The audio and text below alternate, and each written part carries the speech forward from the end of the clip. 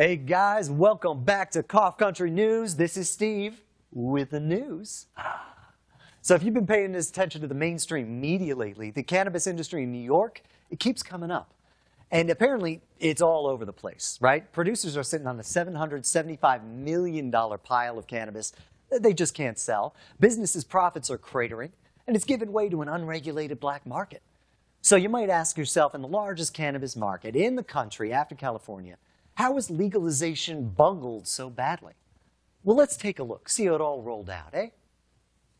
So New York first went medical back in 2014. So they opened up 20 dispensaries between 5 different growers. No flower was allowed, nobody was allowed to smoke, so people were just vaping, using edibles. Not much was going on at this point. Legal bills kept being passed back and forth across the aisle, but nothing really got anywhere. Nobody could agree where the tax revenue was going to go. But then Governor Cuomo passed recreational cannabis in March of 2021, paving the way for legal businesses to operate in decriminalizing possession.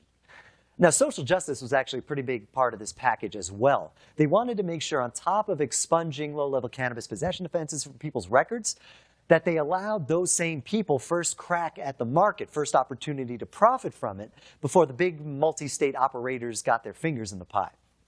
But of course, this kind of selective access was going to mean a slow rollout as it was, right? But then a few months later, Governor Cuomo, who's a big voice in recreational cannabis, got himself embroiled in a sexual harassment lawsuit. So he had to step down before he was impeached. So obviously a lot of things got put on hold while the government reorganized. And it took a while for the new governor, Kathy Hochul, to get the ball rolling on regulation again.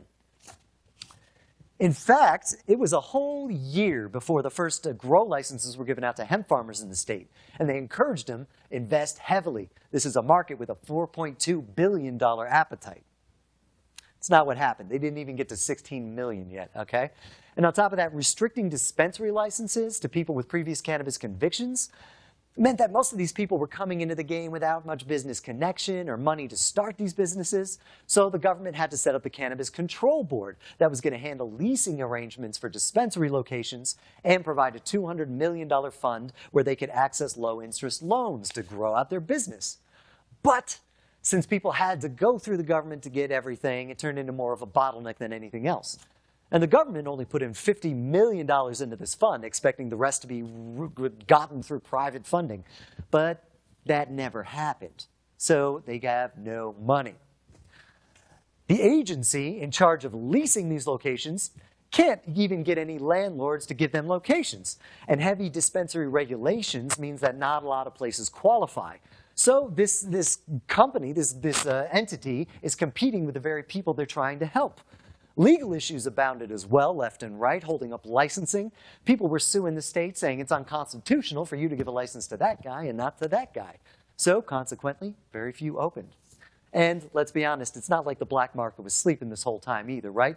Decriminalized cannabis meant illegal pot shops were popping up everywhere, right? And it's usually illegal weed, or well, usually cheap weed they were selling, illegally shipped in from California, and guys have regularly failed state-level quality control inspections.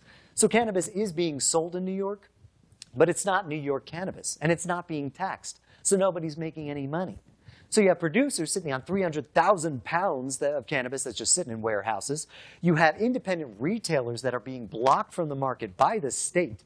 And you have a thriving black market that's cheaper and more available. Prices that were sky high because of taxes and regulation, well, they're cratering because supply and demand is going all over the place.